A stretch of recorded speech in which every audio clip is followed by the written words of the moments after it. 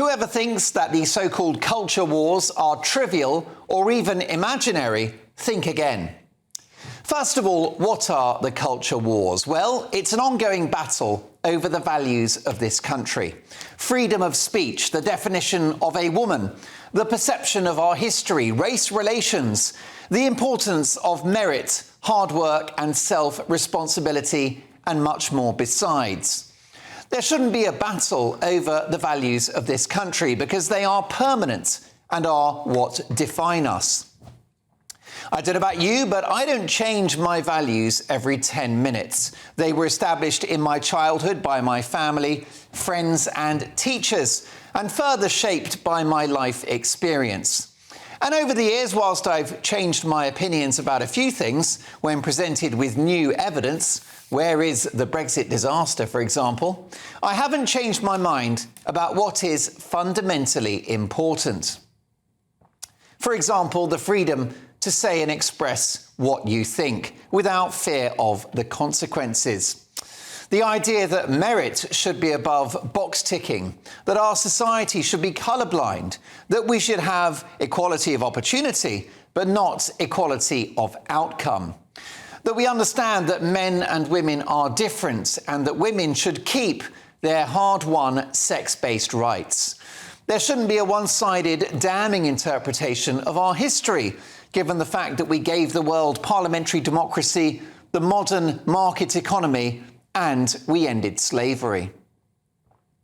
Now, progressives who are stoking and frankly are behind the culture wars, whilst at the same time telling you that they're not happening, love to paint a picture of Britain as some kind of intolerant hellhole, worthy of Mississippi in the 1950s, when the truth is that the UK is arguably the most tolerant, diverse, open and well-integrated society in the world. So there are forces at play to eat away at the fundamental principles which define our very successful nation.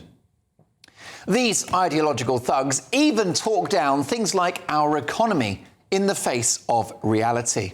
It gives me hilarious pleasure to tell you that the International Monetary Fund have projected that Brexit Britain will be number 2 in the G7 for per capita economic growth over the next 5 years, second only to the US, and beating Germany, France, Japan and Canada. The forces at work to undermine this country and torch its values are, in my view, toxic, divisive, anti-scientific, mad, dangerous, ungodly and wrong.